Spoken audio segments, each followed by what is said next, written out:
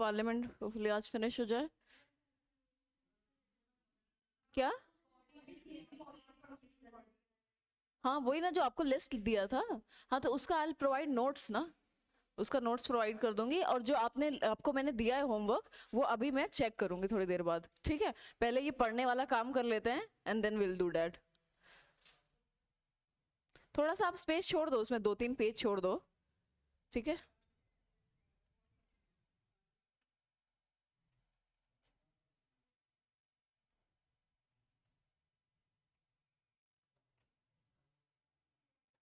So parliament से important जो जो चीज़ें होंगी एग्जाम पर्सपेक्टिव से वो हम आज कवर कर लेंगे। सबसे पहले पार्लियामेंट ऑफ इंडिया में इंक्लूड क्या क्या होता है, इसके ऑर्गन्स क्या क्या हैं? एनीबडी? 3 लोग हैं इसमें।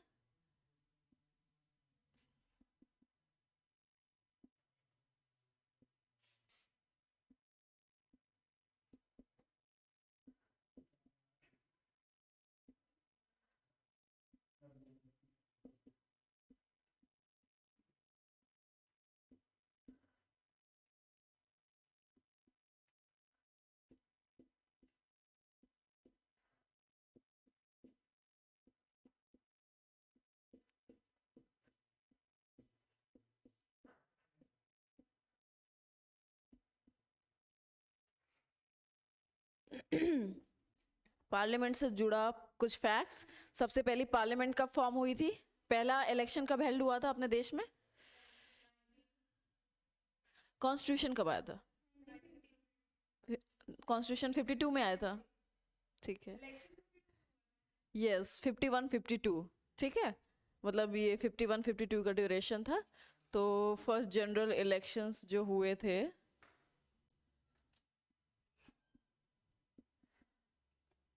that happened on 1951-52, ठीक है? इसके पहले कैसे काम चल रहा था हमारा 3 साल तक? जो कॉन्स्टिट्यूंट असेंबली थी, इसके पहले तक ये तो 51-52 में हुआ, कॉन्स्टिट्यूशन 1950 में आया था, बट कॉन्स्टिट्यूशन को हमने अडॉप्ट कर लिया था, इंडिपेंडेंस तो हम हो गए थे 1947 में। तो ये 3 साल तक जो कॉन्स्टिट्यूंट असेंबली थी, जो कॉन्स्टिट्यूशन को उसके कॉन्स्टिट्यूशन में डिबेट भी कर रही थी, उस ड्राफ्ट को तैयार करने का भी काम कर रही थी, साथ ही साथ पार्लियामेंट की तरह भी काम कर रही थी वो कॉन्स्टिट्यूंट असेंबली, ठीक है? तो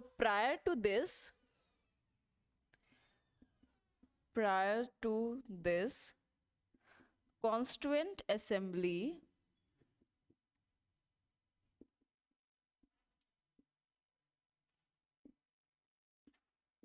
worked as parliament।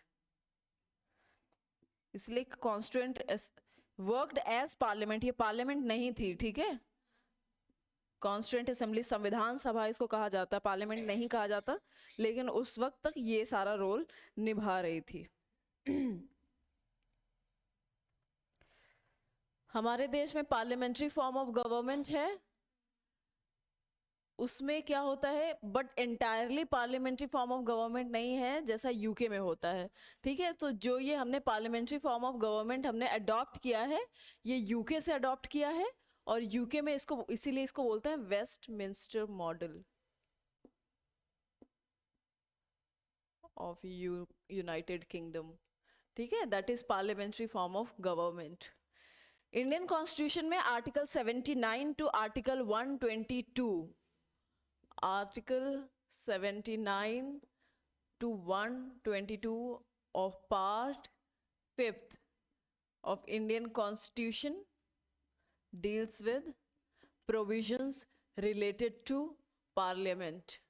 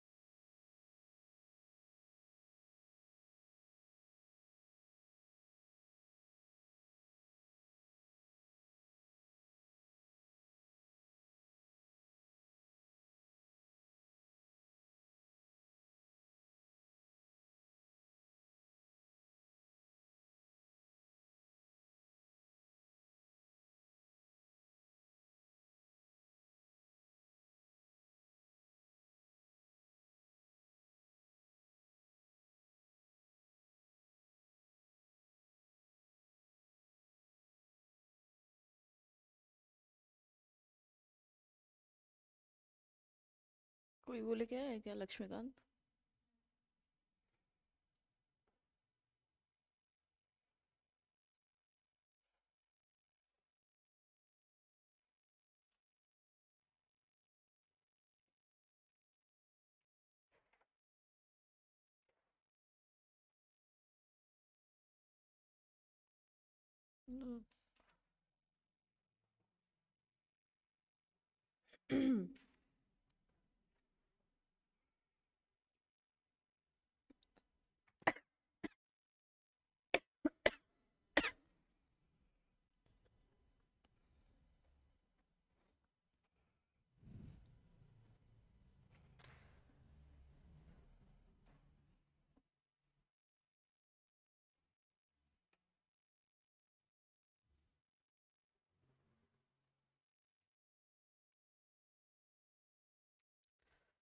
पार्लियामेंट क्या है, उसके कॉन्स्टिट्यूएंट्स क्या क्या है, ये आर्टिकल 79 बताता है। आर्टिकल 79 कहता है there shall be a parliament of India consisting president of India, council of states and house of people. ठीक है, आर्टिकल 79 ये बताता है। उसके बाद जो है एक आर्टिकल होगा आर्टिकल 80 एंड आर्टिकल 81, जो कॉम्पोजिशन के बारे में बताता है। किसके? काउंसिल ऑफ स्टेट और लोकसभा में से पहले कौन सा आता है?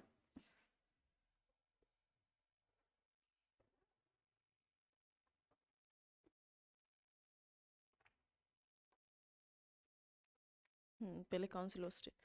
सो कॉम्पोजिशन यानी इसमें कितने मेंबर्स होंगे, क्या क्या बनेगा। कॉम्पोजिशन ऑफ पहला काउंसिल ऑफ स्टेट्स, मैं RS लिख देती हूँ, ठीक है, राज्यसभा, ठीक है, और काउंसिल ऑफ स्टेट्स। 81 बताता है composition of house of people यानी कि लोकसभा,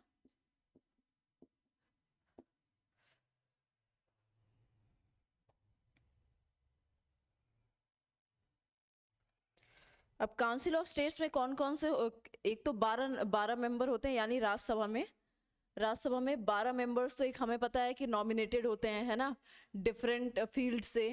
क्या होता है, social service, literature, science and art, 4 field से 12 लोगों को, एमिनेंट लोगों को नॉमिनेट करते हैं प्रेसिडेंट, ताकि वो उस फील्ड को रिप्रेजेंट कर सकें राज्यसभा में। ठीक है, 12 तो ये हो गए, 12, ओके, प्लस 238 मेंबर्स हैं स्टेट्स और यूटीज के।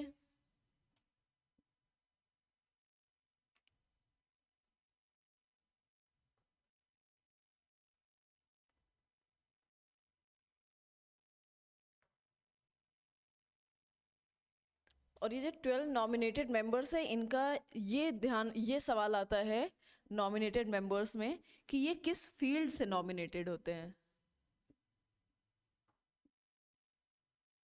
सो वो है literature, science, art, social service. इसमें ये ऑप्शन वैसे 4 होते हैं, उसमें कुछ एक कहीं कुछ और डाल देंगे वो, उसमें वो कंफ्यूज करने के लिए, पता चला स्पोर्ट्स डाल दिया तो हमें लग जाएगा कि अच्छा वो भी है क्या। सो हाँ, आर्ट्स के अंदर हाँ बिल्कुल आ सकता है, बट हमें ये 4 वर्ड्स ध्यान रखने हैं कि जो मेजर 4 वर्ड्स हैं वो क्या हैं।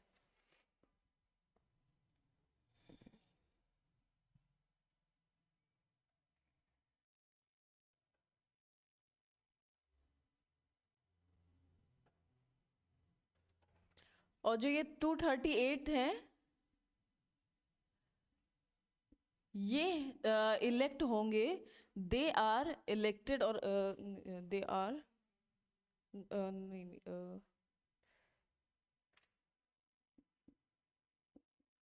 इलेक्टेड बाय, या ये दिख रहा है क्या इतना? अच्छा, elected by elected members of legislative assemblies.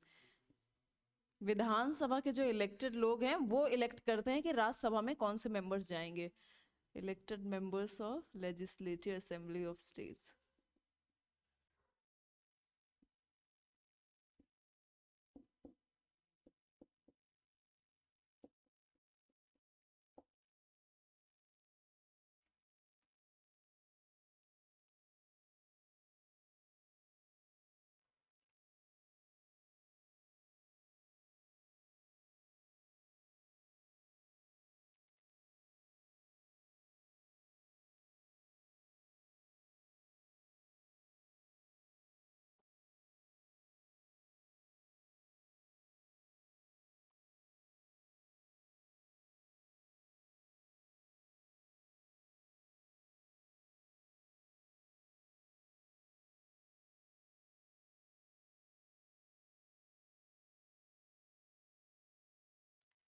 Lok Sabha में 530 ये डायरेक्ट इलेक्शन से सिलेक्ट होते हैं, legislative assembly of states and UTs. Okay, elected by direct elections.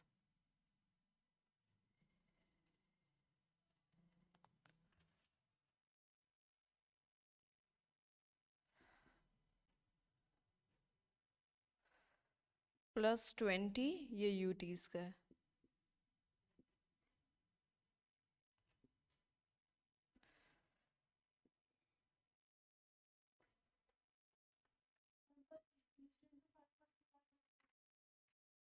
वो करंट है, ये मैक्सिमम है, ये मैक्सिमम स्ट्रेंथ है। हम्म हम्म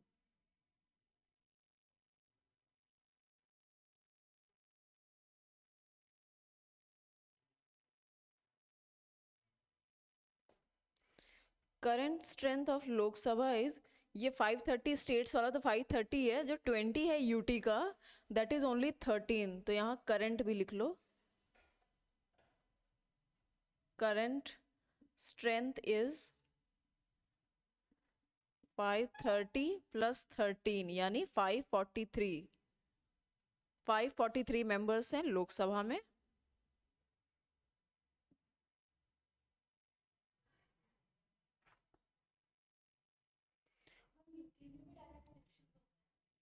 हाँ, किसमें किसमें? यूटीज में सारे में के होते हैं क्या? जिसमें होते हैं किसमें होते हैं? हाँ, नहीं होते हैं। वो पार्लियामेंट डिसाइड करती है, जो यहाँ पे प्रोविजन लिखा हुआ है, not more than 20 members to represent a union territories chosen in such manner as parliament may by law provide। so दो में तो सीट्स दी हैं, पुडुचेरी एंड दिल्ली में, और उनके अलावा जो है अब जम्मू कश्मीर भी हो जाएगा, राइट? 2019 के बाद से हो चुका है, हुआ तो था अभी।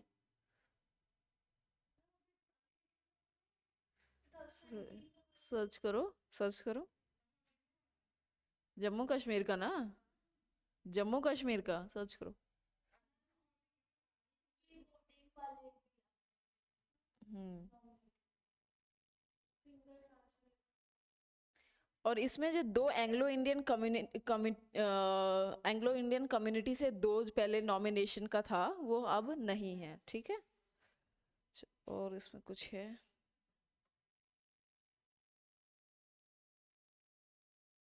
हम्म, ठीक है, कॉम्पोजिशन हो गया। इसके बाद जो आर्टिकल 82 है वो क्या है? कुछ दिन पहले हमने बहुत डिस्कस किया था आर्टिकल 82 को।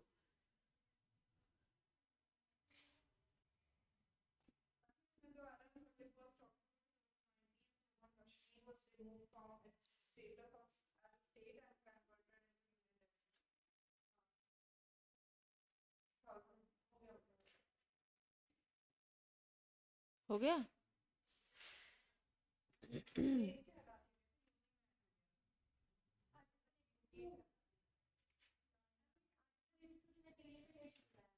हम्म। ठीक है, इसमें क्या होता है कि रीएडजस्टमेंट आफ्टर एवरी सेंसस, ठीक है, रीएडजस्टमेंट और reallocation of seats after every census,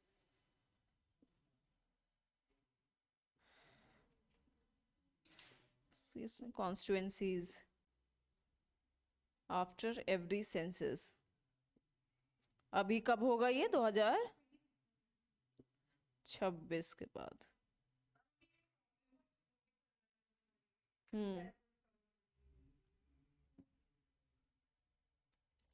duration of houses 5 साल। इसका एक तो परमानेंट है, राज्यसभा, इसको लिखना पड़ेगा, राज्यसभा परमानेंट है, बट उसका क्या मैकेनिज्म है?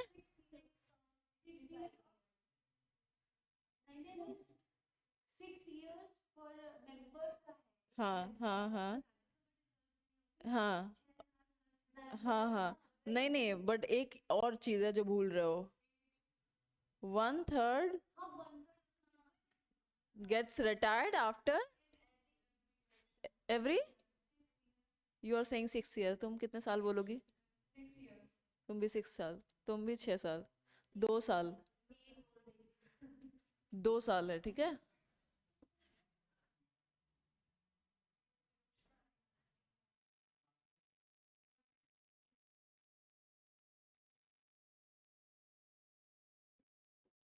इसी में लिखा हुआ है, ये जो हरी रंग की किताब जो तुमने अंडरलाइन कर रखी है ना 20 बार, उसमें ही लिखा हुआ है।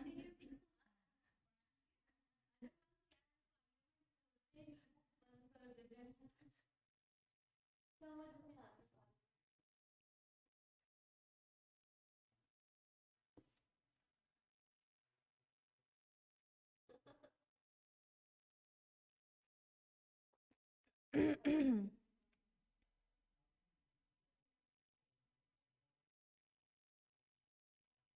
83 में दिया हुआ है इनके ड्यूरेशन के बारे में आर्टिकल। अरे यार, ये पेन है कि क्या है?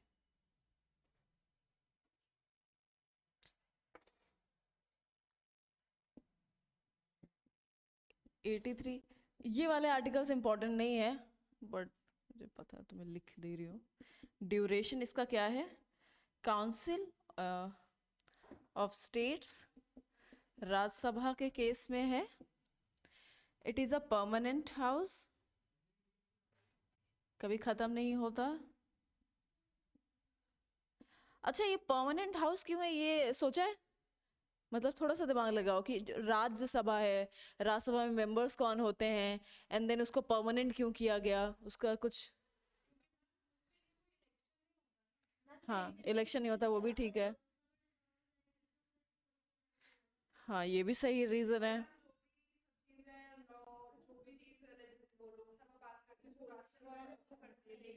हाँ, नहीं वो तो तब ना जब लोकसभा है, मतलब लोकसभा से आने के बाद वो राज्यसभा में जाता है। बट इसके पहले जो आपने रीजन बताया वो सही था, उसी लाइन में सोचो कि जैसे ये राज्यसभा में जो मेंबर्स होते हैं वो ऑलरेडी इलेक्टेड, जो लेजिस्लेटिव असेंबलीज हैं उनसे वो नॉमिनेट होके आते हैं, बेसिकली उनसे इलेक्ट होके आते हैं, एक अलग उनका इलेक्शन का मेथड है, और उसके थ्रू आते हैं डायरेक्ट इलेक्शन से नहीं आते, नॉमिनेटेड मेंबर्स भी होते हैं, ठीक है। और जो लोकसभा का केस है वो ये है कि डायरेक्ट इलेक्शन से आता है, वो हर 5 साल फ्रेश इलेक्शन होते हैं, वो जनता का फ्रेश ओपिनियन शो करता है लोकसभा, ठीक है। बट इसको इसलिए रखा गया है कि जो हमारा स्ट्रक्चर है, अगर सोचो कि ये राज्यसभा में जो राज्यसभाओं को राज्यसभा में जो विधानसभा के इलेक्टेड मेंबर्स को रिप्रेजेंट कर रहे हैं, अगर इनको हम डिसॉल्व कर दें, क्योंकि इलेक्शन स्टेट का क्या सबका एक साथ होता है? नहीं होता ना, अलग अलग होता है। तो पहली बात तो यही पॉसिबल नहीं है। सो बेसिकली ये हमारे फेडरल स्ट्रक्चर को भी एक तरीके से डिस्प्ले करता है। यस, ये फेडरल स्ट्रक्चर को, हमारे फेडरलिज्म को डिस्प्ले करता है कि जो हमारा यूनियन है वो एक तरीके से यहाँ पे दिखा रहा है कि एक एक जो बॉडी है बाइकेमरलिज्म में, जो एक बॉडी है that is council of state which represent the members of from states, that house will remain permanent, which shows कि हाँ एक यूनियन स्ट्रक्चर हमेशा इंटैक्ट रहेगा, ठीक है। सो परमानेंट हाउस है, और दूसरी चीज ये है 1/3 member retire every second year।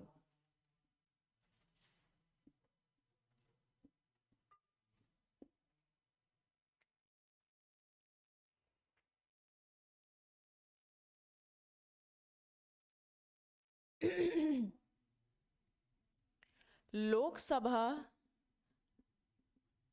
House of people every 5 मतलब 5 ईयर इसका ड्यूरेशन है, एंड देन उसके बाद इलेक्शन। एक्सेप्शनल केस में इसकी उम्र 6 साल हो जाती है। कब होती है?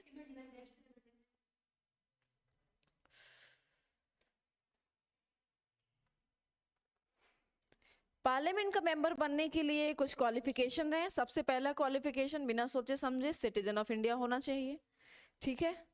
एलियन कंट्री से लाइक सिटीजन होना का मतलब ये है कि और भी कुछ क्वालिफिकेशन जो हमने आरपीए में देखी थी वो भी ध्यान रखना है हमने, ठीक है। सो यहाँ पे पार्लियामेंट का मेंबर होने के लिए जो दिया हुआ है criteria, that is citizen of India. दूसरा, काउंसिल ऑफ स्टेट में कितनी उम्र की होनी चाहिए? 30 साल। लोकसभा में 25 साल। पंचायत में, ठीक है। और ये दो मेन है। और इसके अलावा पार्लियामेंट में बाय लॉ अगर प्रिस्क्राइब्स एनी अदर कंडीशंस तो वो भी। अब वो क्या है पार्लियामेंट में बाय लॉ?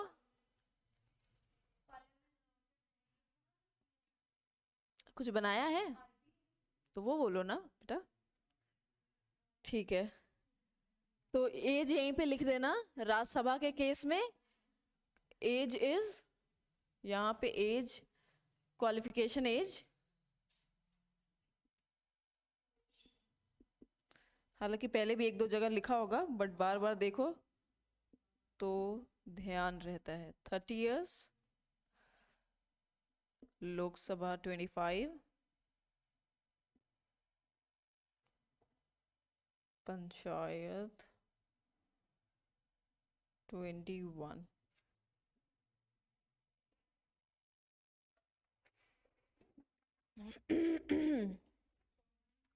चलो अब एक इंपॉर्टेंट चीज देख लेते हैं। एक होता है डिसोल्यूशन ऑफ हाउस, ठीक है। एक होता है प्रोरोगेशन ऑफ हाउस। मैंने एक किसी टॉपिक में ये चीज बताई भी थी, प्रोरोग का मतलब। हाँ, तो प्रोरोग का मतलब क्या होता है? प्रोरोग का मतलब कंटिन्यू करना होता है, खत्म कर देना होता है।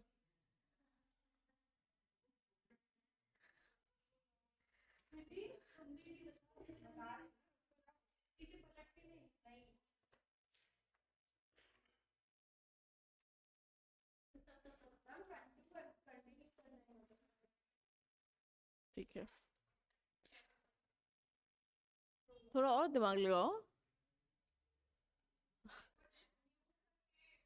एक बार ऐसे सोचो ना, एक है डिसॉल्व वर्ड, एक है प्रोरोग। डिसॉल्व में पूरा हाउस खत्म, डिसॉल्व घुल गया, खत्म, एंड। प्रोरोग में वहां पे सेशन को उस वक्त पे रोक दिया जाता है, ठीक है।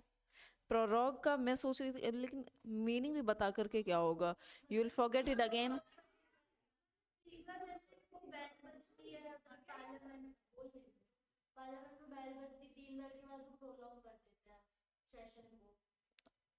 नहीं नहीं, वो एक होता होगा कि आज का सेशन एंड हुआ, that is different thing. Prorogue मतलब कि जैसे सेशन चल रहा है ना, बजट सेशन चल रहा है, तो बजट सेशन को बीच में मान लो उसका ड्यूरेशन आपने बताया कि इतने से इतने दिन तक चलेगा, एंड देन हो सकता है किसी कारणवश उसको बीच में रोकना पड़ रहा है या उसका पर्पस खत्म हो गया, तो वहां पे उसको प्रोरोग कर दिया गया, यानी discontinuing of a session. Okay, लिख लो प्रोरोग। ये आर्टिकल 85 में ये बात कही गई है, sessions of parliament, prorogation and dissolutions. PRO, मैंने अभी मैं लिखवाती हूँ, एक minute.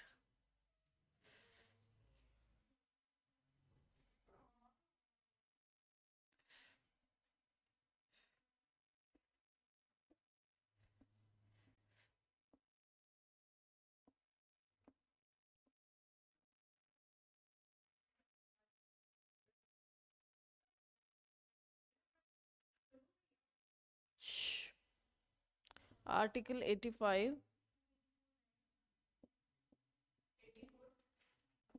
Sessions 85, sorry I am writing 85। 84 में क्वालिफिकेशंस थे, सेशंस, डिसोल्यूशन, प्रोरोगेशन,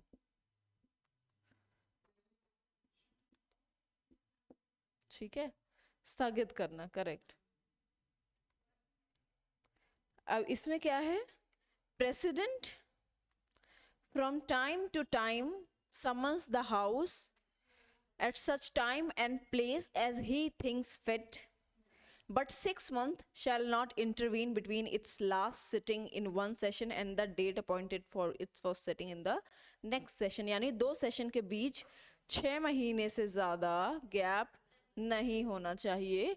और यहाँ पे प्रोरोगेशन का लिख लो meaning discontinuing of the session, ठीक है, not the house। dissolution, it ends the house, ends the life of house।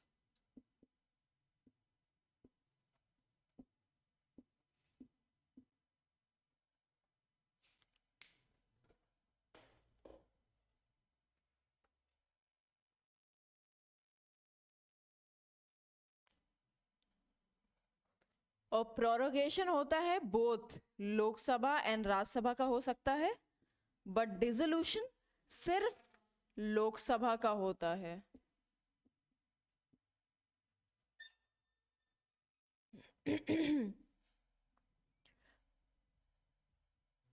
Six months it shall not exceed 6 months between 2 sessions।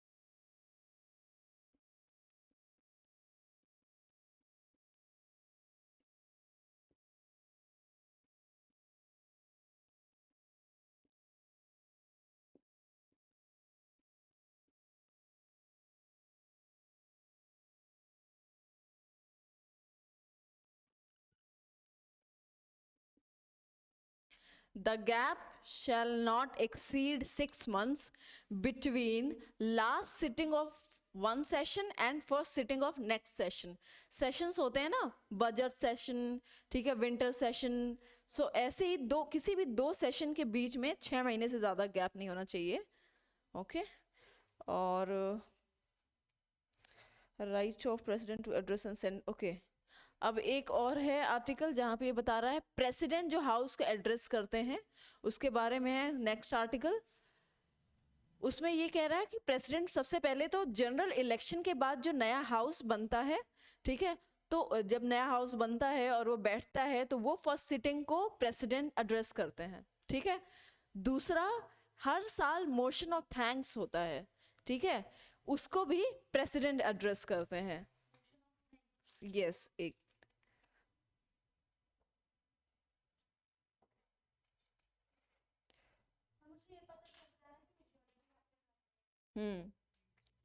First session अगर motion of thanks, मतलब motion of thanks की voting अगर successful नहीं हुई और उसको voting नहीं मिली तो इसका मतलब होता है सरकार गिर गई।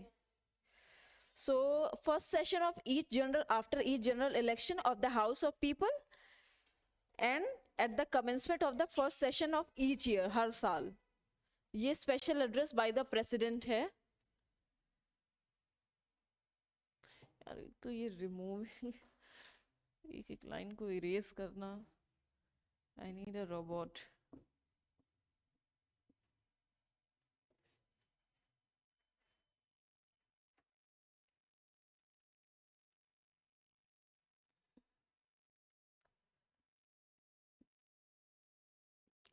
स्पेशल एड्रेस,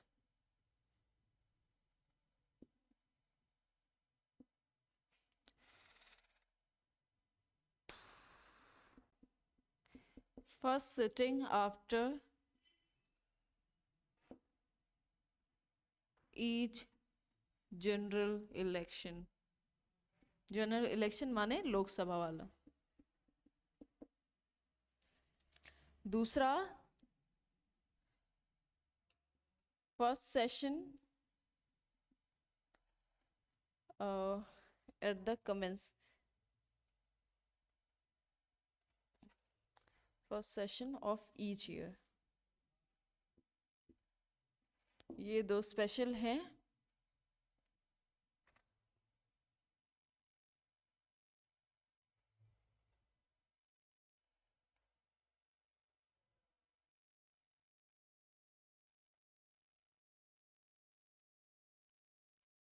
प्रेसिडेंट के और कुछ रोल हैं, जिसमें प्रेसिडेंट का जो यहाँ पे रोल है उसमें एक तो ये स्पेशल एड्रेस है, एक दूसरा है send messages to house. Send messages to house regarding any bill और अदर मैटर, या फिर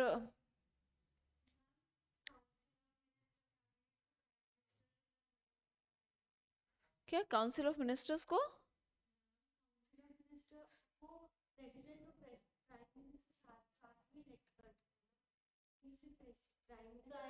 नहीं प्राइम मिनिस्टर इलेक्ट करते हैं, उसको बताते हैं.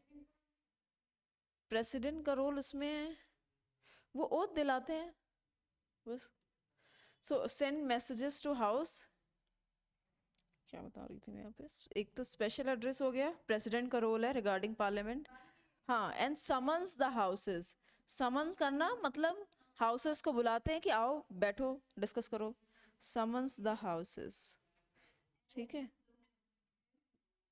LS है लोकसभा.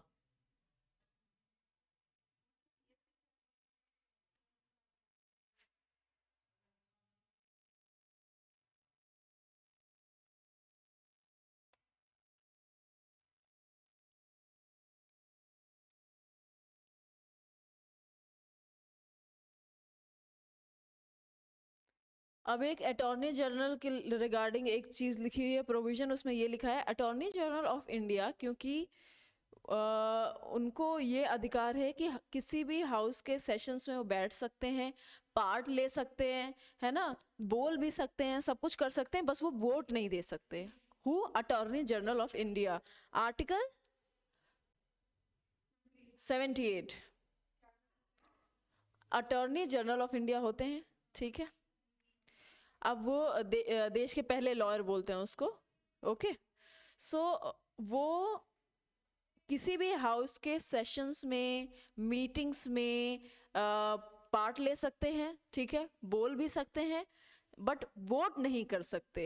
ही doesn't have right to vote in any of the houses. ठीक है. सो ये जो अधिकार है अटेंड करने का हाउसेस मीटिंग्स को, सेशंस को, ये अटॉर्नी जनरल को भी है और हर एक मिनिस्टर को भी है. जो भी मिनिस्टर वो सब पार्ट ले सकते हैं किसी भी हाउस के सेशन को. ठीक है. कोई भी हो सकता है, कोई मिनिस्टर. हाँ, मतलब पार्लियामेंट में वहाँ के जो MPs में कोई भी मिनिस्टर हो वो आप जा सकते हैं वहाँ पे. या फिर any minister who has, minister देखो इलेक्टेड तो सब होते हैं पर मिनिस्टर सारे नहीं होते, है ना. Getting it. सो सारे मिनिस्टर्स को अधिकार है कि आप पार्ट ले सकते हैं. ओके.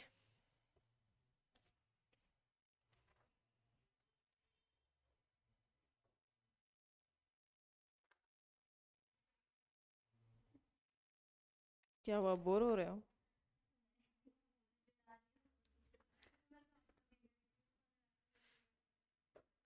मुझे थोड़ा सा ये पार्लियामेंट वाला हिस्सा ना थोड़ा सा मुझे खुद बोरिंग लगता है. यस.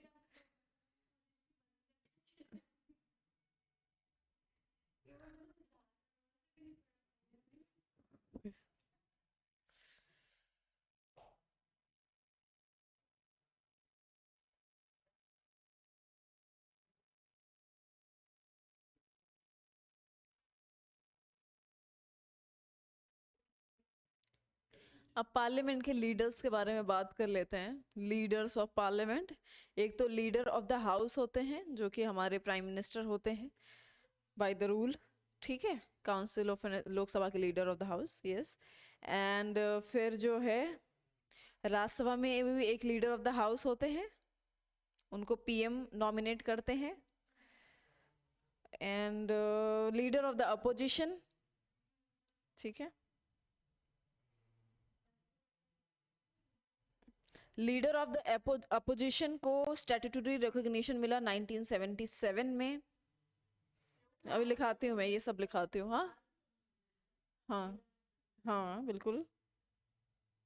और एक विप होता है, विप हमने तो वो जो जैसे अभी जैसे पार्टी है, तो वो सब मिल करके अपना एक लीडर ऑफ ऑपोजिशन जो है करते हैं। कौन है अभी पता है? तीनों blank face. Leader of opposition कौन है?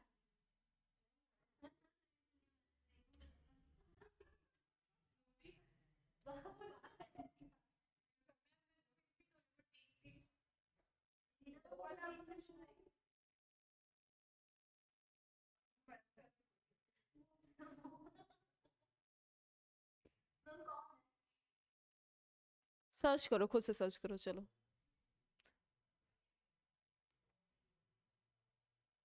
अच्छा एक मिनट, तुम लोग लीडर ऑफ ऑपोजिशन का मतलब समझ रहे हो ना? जो विपक्ष है, विपक्षी पार्टी का एक लीडर होगा। जैसे जो सत्ता में है उनका लीडर जो है वो पीएम है, पीएम है करंट पोजीशन में। तो एक विपक्षी पार्टी का होता है, इतना समझ में आ रहा है ना? Then how could you say that? नहीं नहीं, ऐसे नहीं बोलना है, ऐसे नहीं बोलना है।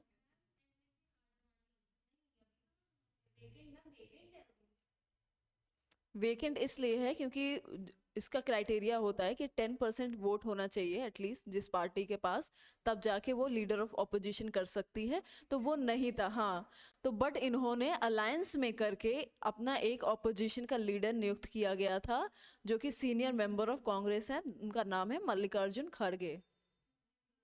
सर्च करो।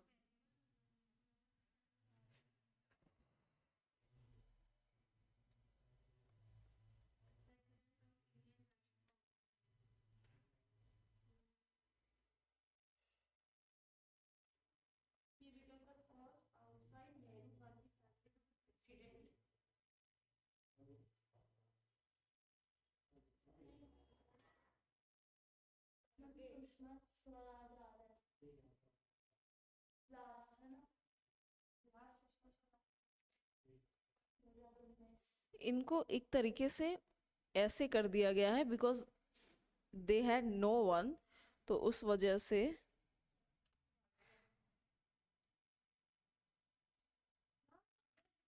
ये देखो लीडर, कहाँ कहाँ सर्च कहाँ करते हो? मैंने सर्च किया, सबसे ऊपर आ गया इनकम्बेंट मल्लिकार्जुन खड़गे सिंस 16 फरवरी 2021।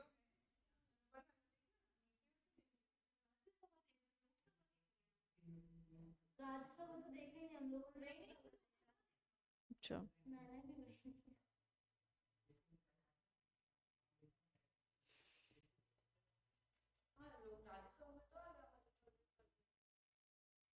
अभी जो मैंने आपको बताया कि 10% वोट होना, 10% आपकी वो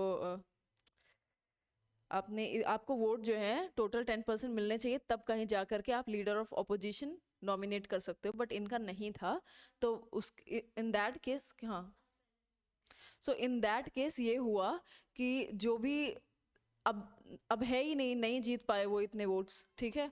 सो इसमें ये हुआ कि अब लास्ट ऑप्शन क्या हो सकता है कि जो भी सबसे बड़ी पार्टी है, करंट पार्टी के बाद जो भी सबसे बड़ी पार्टी है, वो कर दे नॉमिनेट, एक तरीके से मतलब एक खाना पूर्ति कर दो, ठीक है, in that sense.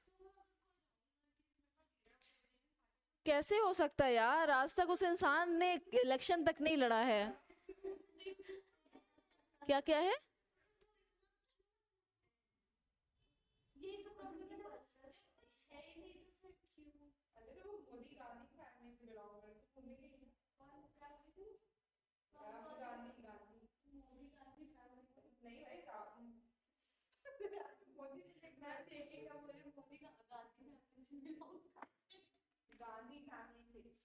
Okay okay okay, enough.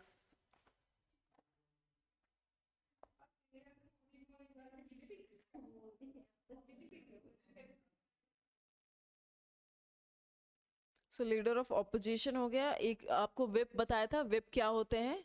Her political party का एक विप होता है जो बेसिकली ये डायरेक्शंस देता है रिगार्डिंग वोटिंग, या फिर एक तरीके से मॉनिटर होता है वो पार्टी का, ठीक है, विप। और अगर कोई मिनिस्टर विप की बात नहीं मान रहा है, कोई मेंबर विप की बात नहीं मान रहा है, तो उसके ऊपर डिस्क्वालिफिकेशन या एंटी डिफेक्शन का जो है प्रोसीजर शुरू हो जाएगा। सेशंस ऑफ पार्लियामेंट में, इसके पहले लिखा रही थी क्या, सेशंस ऑफ पार्लियामेंट में एक तो होता है समनिंग, जो मैंने अभी आपको बताया, ये प्रेसिडेंट करते हैं, ये दोनों रोल प्रेसिडेंट के हैं, ठीक है, ये दोनों रोल प्रेसिडेंट के हैं। एक स्पेशल एड्रेस या फिर हाउसेस को मैसेज भेजना या समन करना यानी बुलाना, आर्टिकल 85 में ये मेंशन है। सेशंस होते हैं budget session, monsoon session, winter session. So जो आपसे बात बताई थी ना कि first sitting after each general election, नहीं, इसके पहले हमने क्या लिखाया था कि 2 सेशंस के बीच में 6 महीने का गैप नहीं होना चाहिए। तो जैसे ये 3 इन जनरल, ये 3 सेशंस होते हैं हमारे यहाँ, तो इनके बीच में जो है गैप नहीं होना चाहिए 6 महीने से ज्यादा का। सबसे लंबा जो सेशन होता है वो बजट सेशन होता है, जनवरी से शुरू होता है, अप्रैल तक चलता है, ठीक है। राइट इट, हाँ, समर सेशन नहीं होता है, हाँ, डिस्कशंस होती हैं, जो भी नए बिल आ रहे हैं, क्या नई चीजें आ रही हैं, क्योंकि वो सीजन्स के हिसाब से दिया गया है ना। चलो लिखो लिखो, नहीं ऐसा नहीं है, वो टाइमिंग्स होती है ना उसकी, वो उस टाइम पे आता शुरू होता है, इस वजह से बजट का इसलिए बजट नाम है क्योंकि उस टाइम पे बजट आता है, मेन चीज तो बजट है, बाकी दोनों सीजन के टाइम पे वो सीजन के साथ मैच हो रहा है, इस वजह से। Now right sessions of parliament, budget, monsoon and winter.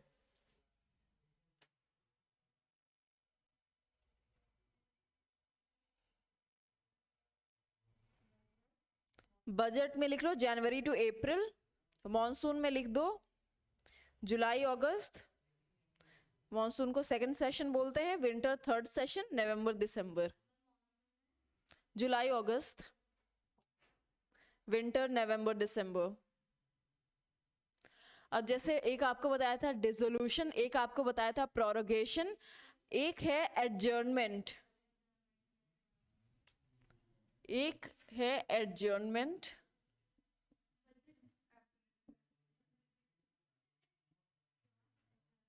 Adjournment of the house, तो एडजर्नमेंट में क्या होता है कि इसमें सस्पेंड कर दिया जाता है हाउस का सेशन का काम, या तो ये कुछ घंटों के लिए सस्पेंड किया गया, या तो वो कुछ वीक के लिए या कुछ दिन के लिए, ठीक है। इसके बाद एक स्टेप होता है adjournment,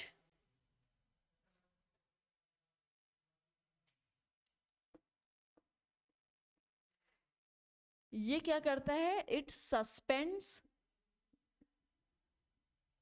the work of session for either hours, days और weeks, ठीक है। एक होता है इसके बाद adjournment sine die,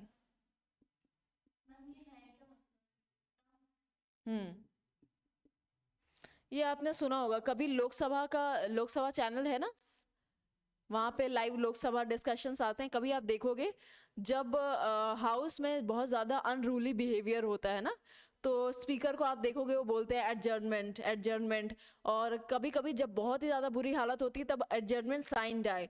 adjournment sine die का मतलब होता है,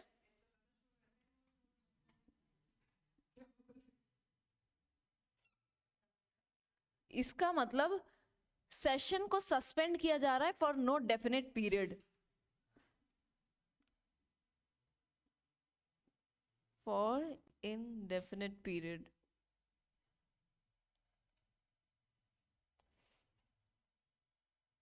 Forgot the spelling, indefinite period, मतलब साइन डाई में हमें टाइम नहीं दिया गया है, इसमें टाइम दिया गया है ना, आवर्स, डेज या वीक्स। एडजर्नमेंट में, एडजर्नमेंट साइन डाई में इनडेफिनेट पीरियड, उसमें समय नहीं बताया जाता है। और ये पावर किसका है, स्पीकर का है, ये प्रेसिडेंट का नहीं है, ठीक है। डिसोल्यूशन प्रोरोगेशन प्रेसिडेंट का है, एडजर्नमेंट और एडजर्नमेंट साइन डाई ये स्पीकर या फिर लीडर ऑफ द हाउस जो होते हैं उनका है, प्रेसाइडिंग ऑफिसर का है, not leader of the house. Speaker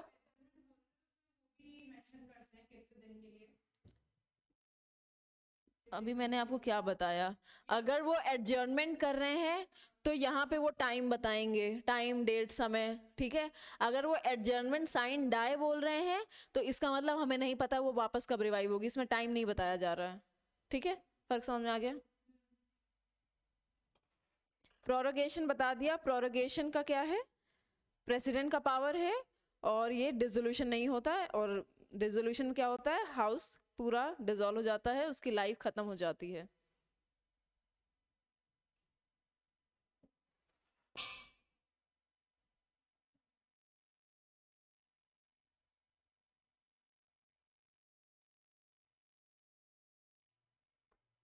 नहीं दिख रहा, चलो लिखो। एडजर्नमेंट, एडजर्नमेंट साइंड है, दोनों के आगे लिख दिया स्पीकर चेयरमैन।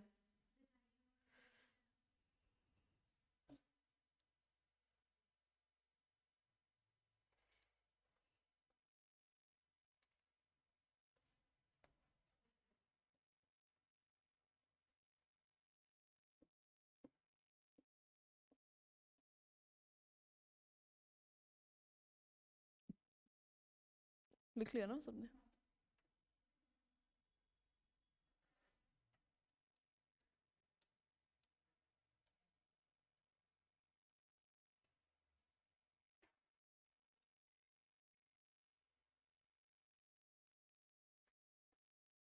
एक होता है कोरम। कोरम का मतलब ये होता है कोई भी मीटिंग कंडक्ट करने के लिए एटलीस्ट इतने मेंबर्स हमें चाहिए तभी मीटिंग हो सकती है, वो है 1/10 मेंबर ऑफ द हाउस, ठीक है, कोरम। यानी minimum number of members to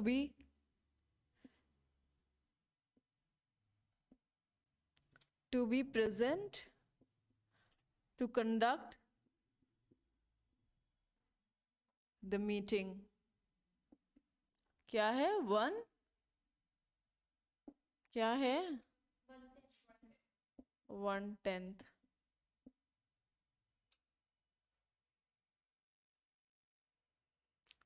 One tenth of the total number of members.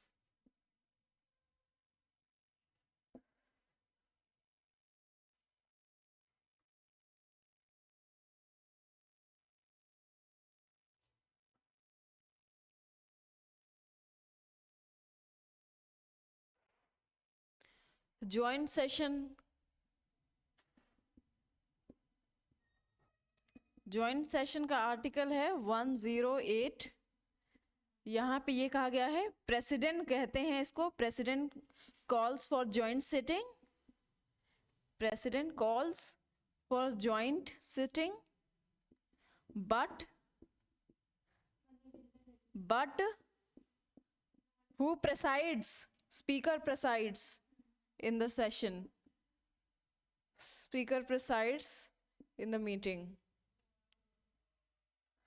बुलाते हैं, प्रेसिडेंट हैं, बट स्पीकर प्रेसाइड यानी चेयर पे स्पीकर बैठते हैं, ओके। ज्वाइंट सिटिंग का पर्पस क्या होता है, to end the deadlock, houses के बीच में डेडलॉक हो गया किसी बिल को लेकर के, उसको रिजॉल्व करने के लिए।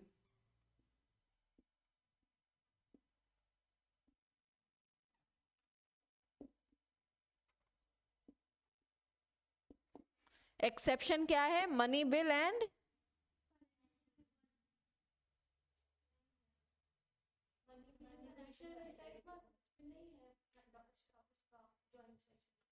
How come finance, you are saying कि फाइनेंशियल बिल 1 जो है उसमें ज्वाइंट सिटिंग की जरूरत नहीं है।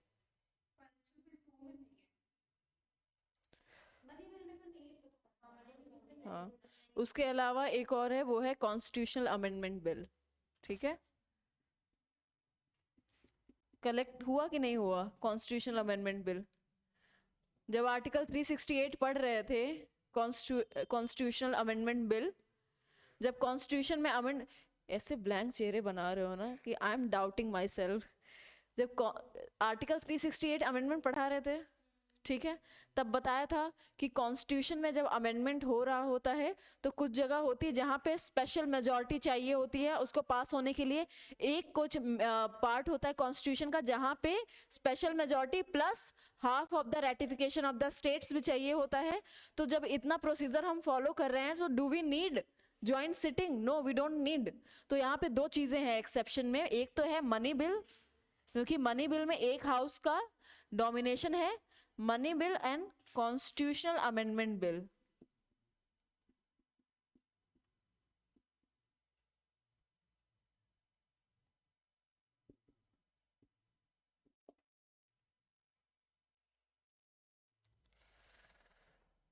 और अगर इनके स्पीकर एब्सेंट हैं, उनके पेट में दर्द हो रहा है, तो डिप्टी स्पीकर आ जाएगा। अगर डिप्टी स्पीकर को भी कोई दिक्कत है तो फिर कौन आएगा? Deputy chairman of Rajya Sabha, not the chairman. यानी चेयरमैन कौन है? वाइस प्रेसिडेंट भी है ना, तो चेयरमैन नहीं आएंगे but deputy chairman of Rajya Sabha. Speaker absent, deputy speaker भी absent, deputy chairman of Rajya Sabha.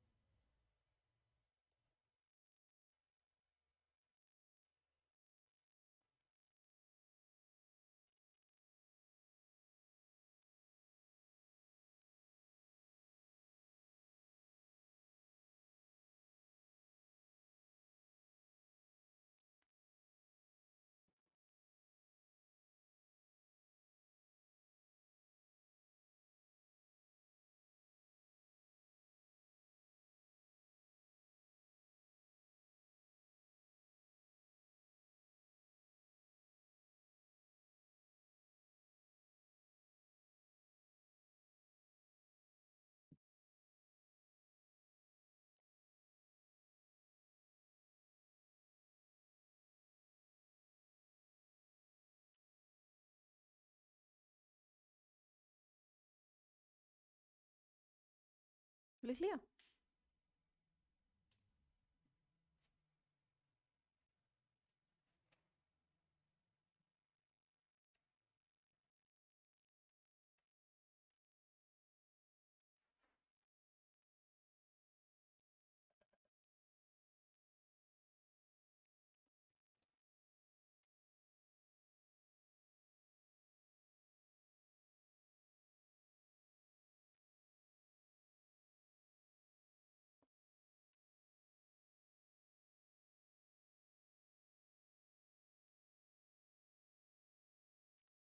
अब है, एक होता है लेम डक सेशन, ये जान लो just for the information. I don't think इससे पीएससी सवाल पूछने वाले। लेम डक सेशन ये होता है, लेम डक, लेम मतलब ऐसे ही डम बेवकूफ, लेम डक सेशन। सो इसमें ये होता है कि नया जनरल इलेक्शन का इलेक्शन हो चुका है, नई सत्ता भी आ चुकी है, लेकिन जो पुरानी लोकसभा है उसकी आखिरी सिटिंग है। समझ रहे हो? फॉर एग्जाम्पल जो अभी करंट गवर्नमेंट है इसका लास्ट सिटिंग हो रही है, ठीक है, और वो लास्ट सिटिंग होने से पहले, इलेक्शन तो पहले हो जाता है ना। अब जैसे अगला जो इलेक्शन होगा वो मई में होगा, ठीक है, मई और उससे पहले ही होगा, मई में तो रिजल्ट आ जाएगा, ठीक है। तो लेकिन तब तक वो जो उनकी करंट गवर्नमेंट चल रही होगी, ठीक है, तो उसका जो लास्ट सेशन होगा, यानी उसका लास्ट सेशन तब पड़ रहा है जब नई सरकार ऑलरेडी बन चुकी है। So it's like formality. हालांकि अगर वही गवर्नमेंट वापस आ रही है तो अच्छी बात है, लेकिन अगर वो गवर्नमेंट वापस नहीं आ रही है तो वो ऐसे ही बस टाइम पास के लिए आखिरी सेशन है। सो उसको बोलते हैं lame duck session, last session of the existing Lok Sabha.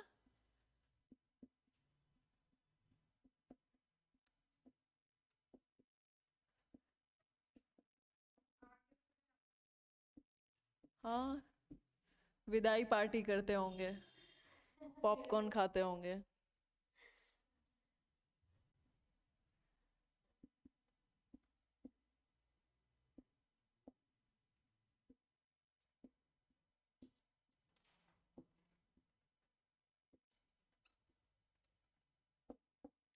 ये है लेम डक सेशन।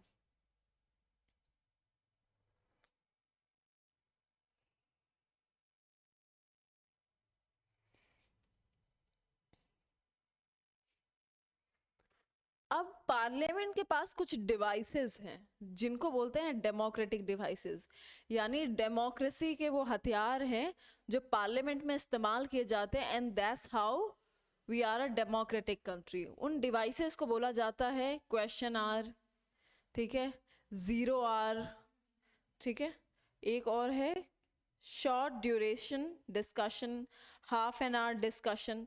सो अब इनको देख लेते हैं हम इन डिवाइसेस के बारे में। इसको ना ऐसे चार्ट बना लेते हैं।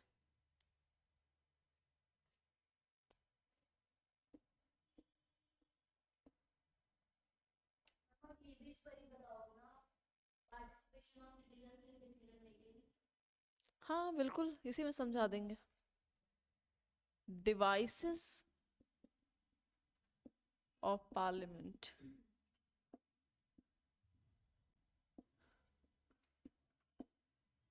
सबसे पहला है question our,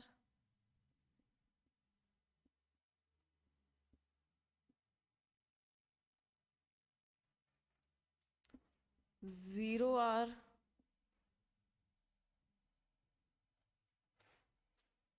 half an hour discussion,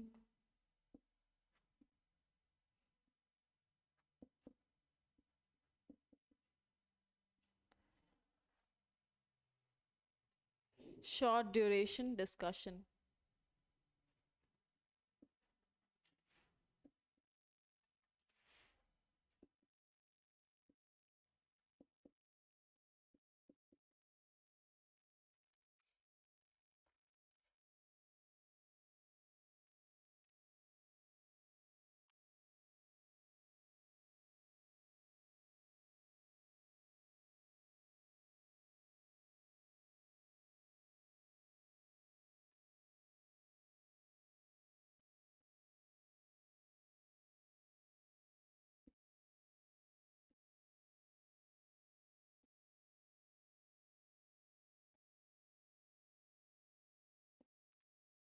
हर दिन का, हर पार्लियामेंट्री सिटिंग का जो पहला घंटा होता है वो क्वेश्चन आवर कहलाता है। और क्वेश्चन आवर्स को लेकर के जो रूल्स हैं वो rules of procedures of the house में मेंशन है। It is mentioned in rules of procedure of the house.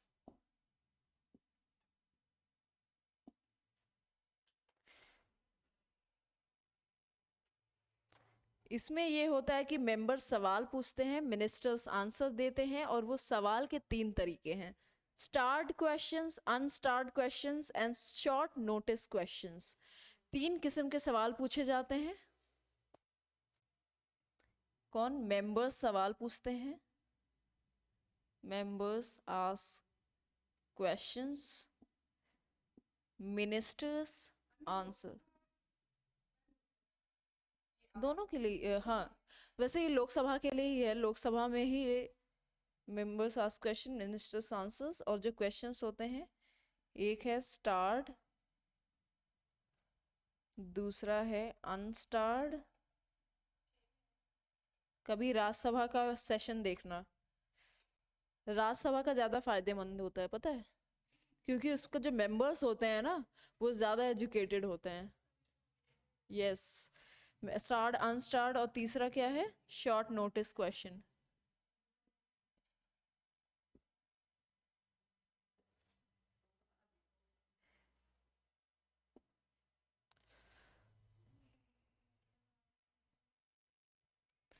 अब स्टार्ड क्वेश्चन में ये होता है स्टेरिक्स, ये पता है, ये ऐसे। सो स्टार्ट क्वेश्चन में, उस क्वेश्चन में आपको ओरल आंसर देना होता है, ठीक है। क्वेश्चन लिखे हुए हैं, इसमें मिनिस्टर को ओरल आंसर देना है। और जब स्टार्ट क्वेश्चन है यानी इसमें ओरल आंसर देना है, जब ओरल आंसर दे रहे हो तो इसमें जो सवाल पूछ रहा है वो क्वेश्चन दोबारा आ सकते हैं। मतलब आपने मुझसे एक स्टार्ट क्वेश्चन पूछा, मैं मिनिस्टर हूँ, मैंने जवाब दिया, अब आपने मेरे जवाब से और सवाल पूछा, ठीक है। सो इसमें फॉलो अप क्वेश्चंस आ सकते हैं स्टार्ट क्वेश्चंस में, ठीक है। इसमें ओरल आंसर्स रिक्वायर्ड होते हैं, ठीक है, and follow up questions allowed, follow up questions allowed होते हैं इसमें। अनस्टार्ट क्वेश्चन में रिटन आंसर चाहिए होता है, और इसमें जो है फॉलो अप क्वेश्चन या सप्लीमेंट्री क्वेश्चंस नहीं पूछे जा सकते, इसमें रिटन आंसर्स के लिए होता है ये।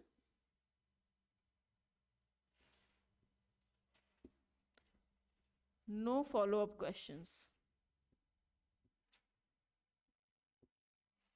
और ये है शॉर्ट नोटिस क्वेश्चन, जैसा कि इसका नाम सजेस्ट कर रहा है कि इसमें सवाल पूछा जाता है और 10 दिन का नोटिस दिया जाता है, और इनको लेकिन ओरली आंसर दिया जाता है। शॉर्ट नोटिस क्वेश्चन, नोटिस कितने दिन का, 10 डेज नोटिस पे ये सवाल है, 10 डेज नोटिस। हाँ, और ओरल आंसर देना होता है इसमें। हाँ बिल्कुल।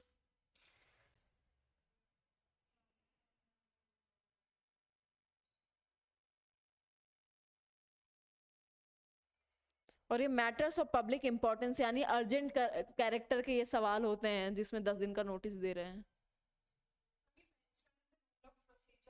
Yes.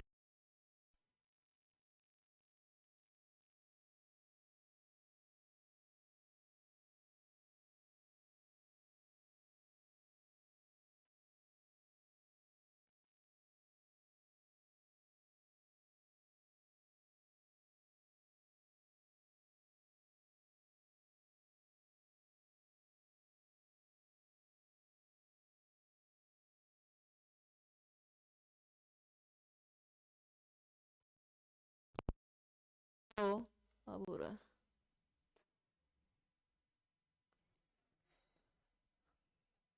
Rules of procedure house का होता है, उसमें ये मेंशन है।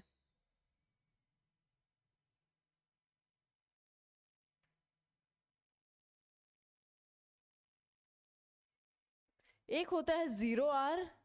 अब जैसे ये रूल्स ऑफ प्रोसीजर में मेंशन है, ये एक अपना इनोवेशन है, ठीक है। ये रूल्स ऑफ प्रोसीजर में मेंशन नहीं है, ये क्वेश्चन आवर जैसे ही खत्म होता है 0 आवर शुरू हो जाता है, ठीक है। मेंबर ऑफ पार्लियामेंट में जितने मेंबर्स हैं सब पूछ सकते हैं, मतलब हाउस में जितने भी मेंबर्स हैं, बेसिकली सवाल कौन पूछता है, जो सत्ता पे नहीं है, ठीक है। उन पार्टी के सदस्य जो सत्ता में नहीं, वही सवाल पूछेंगे ना सत्ताधारियों से। नाउ गेटिंग इट, बस। तो वो तो मेंबर कहलाए ना, वो मिनिस्टर्स थोड़ी हुए। तो 0 hour is, it starts after question hours, starts after question hour, not mention in any rule book. ये एक अपना ही इनोवेशन है, not mention in any rule book.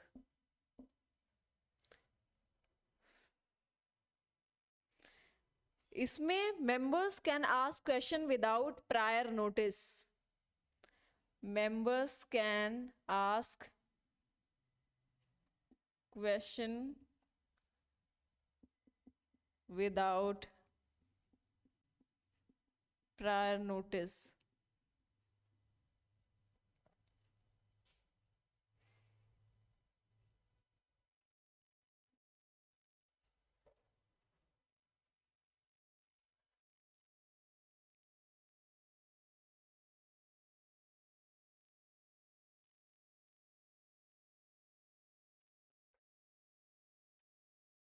सबसे ज्यादा घमासान युद्ध जो होता है ना 0 आवर में ही होता है। क्वेश्चन आवर्स में तो फिर भी तमीज से पेश आते हैं, जैसे 0 आवर शुरू होता है, सवाल जवाब, तीखा टिप्पणी, अनपार्लियामेंट्री लैंग्वेजेस, मच्छी बाजार, सब शुरू हो जाता है। Half an hour discussion. अब हाफ एन आवर डिस्कशन जैसा नाम कह रहा है, आधे घंटे का discussion.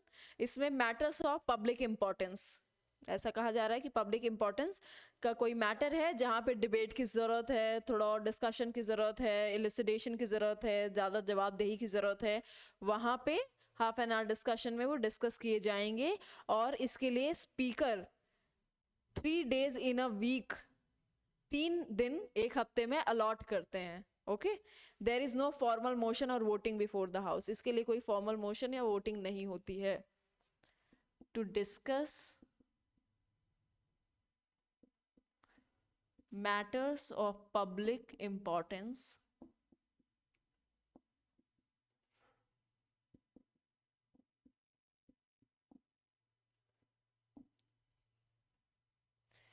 speaker allots 3 days in a week for this.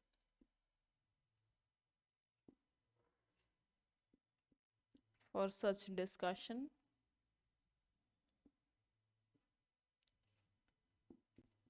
No formal motion or voting is required.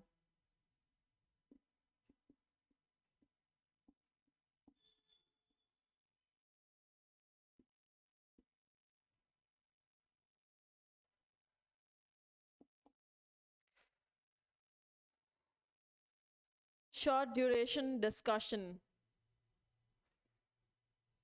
इसको 2 hours discussion भी बोलते हैं. 1 मिनट सुन लो फिर इसके बाद लिख लेना. Also known as 2 hours discussion.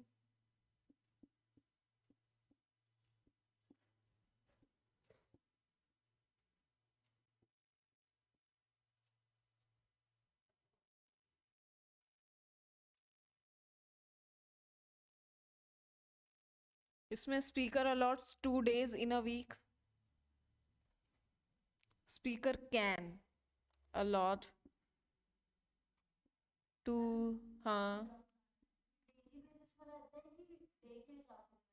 देखो डेली बेसिस पे तो ये दोनों रहते हैं, ठीक है, ये तो फिक्स है.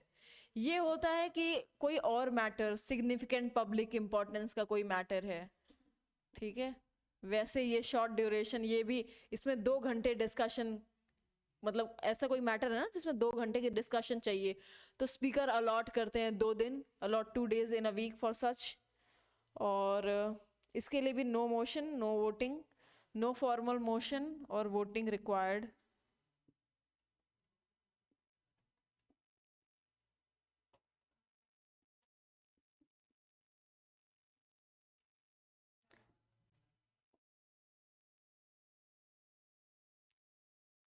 in existence since 1953.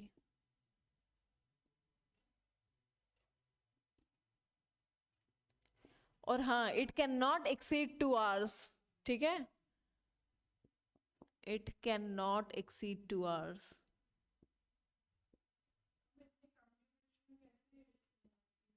दो घंटे कम होते हैं? अरे बहुत होते हैं. 2 घंटे एक हफ्ते में, 2 घंटे मतलब एक हफ्ते में 4 घंटे हो सकते हैं ना. Speaker can allot 2 days in a week, यानी एक दिन में 2 घंटे, दो दिन में 4 घंटे, ठीक है. तो एक हफ्ते में 4 घंटे कोई इंपॉर्टेंट मैटर है, काफी है डिस्कस करने के लिए. इसका ही सही इस्तेमाल कर ले हमारे रेस्पेक्टेड पार्लियामेंटेरियंस, तो ही बहुत बड़ी बात है.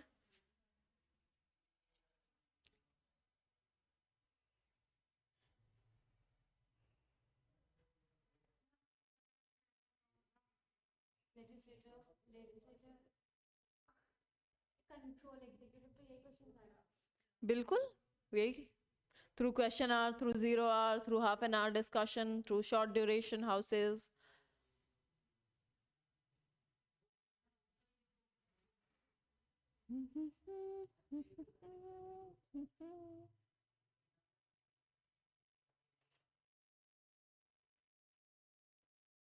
Is it visible in the screen?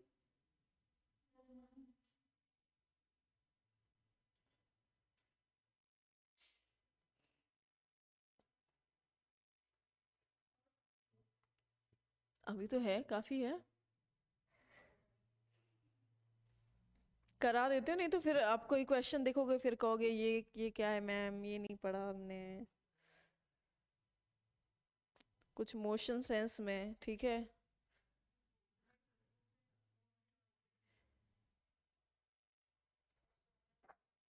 इसके बाद आपको बिल बनने का भी तो प्रोसीजर बताना है. 3 रीडिंग होती है उसमें. कोई भी बिल होता है 3 रीडिंग्स होती है. First reading, then second reading, then third reading. हर 3 रीडिंग में नए सजेशंस दिए जाते हैं उस बिल में. ओके, देन उसके बाद जो है जब वोट हो गया, उसके बाद पार्लियामेंट्री कमिटीज के पास भी जाती है वो.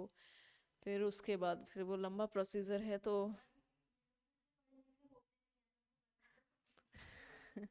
हाँ, तो पार्लियामेंट्री कमिटीज के जो मेंबर्स होते हैं ना, वो यूजुअली एजुकेटेड होते हैं, और फिर वो भी क्योंकि उनके ऊपर बर्डन बहुत ज़्यादा हो जाता है, तो क्या करते हैं वो, फिर वो जो हमारे जो एस्टीम्ड इंस्टीट्यूशंस हैं, उनके प्रोफेसर्स होते हैं सब्जेक्ट रिलेटेड, उन प्रोफेसर्स की भी टीम बुलाई जाती है, वो प्रोफेसर्स उनको पढ़ते हैं एंड देन पास ऑन करते हैं।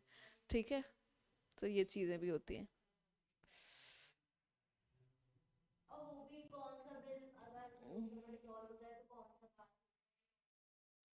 हाँ बिल्कुल, यहाँ ये भी है कि लोकसभा अगर डिसॉल्व हो गई तो कौन सा होगा। ऐसा होता है कि जैसे कोई बिल राज्यसभा से इंट्रोड्यूस हुआ, ठीक है, राज्यसभा से इंट्रोड्यूस हुआ, पास भी हो गया, देन लोकसभा में गया और तब वो लोकसभा डिसॉल्व हो गई, खत्म, तो उस बिल का क्या स्टेटस रहेगा, क्या वो जिंदा रहेगा, नहीं रहेगा।